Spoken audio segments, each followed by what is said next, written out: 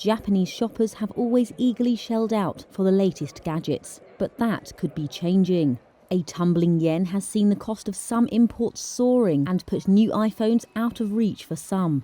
It sparked a growing second-hand trade in one of Apple's major markets. In July, the tech giant hiked the price of the entry-level iPhone 13 by nearly a fifth.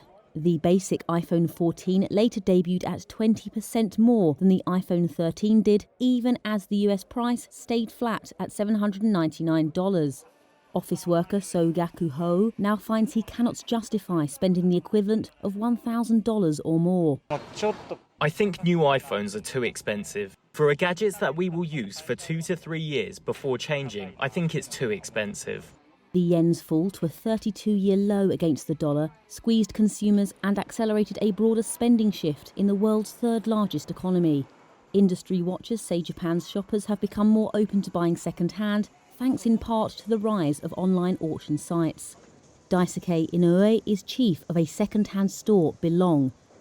He says that average sales tripled once Apple raised its prices and still have room to grow. According to various data regarding the second-hand smartphone market in Japan, the market penetration rate is estimated at around 5%.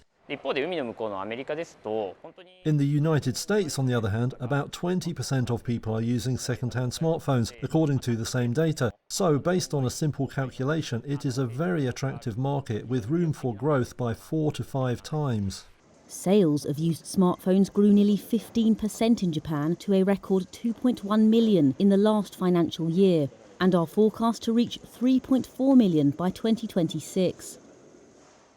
Apple declined to comment for this story, but in a regulatory filing last month, it said Japan's sales fell 9% over the year to end September due to the yen's weakness.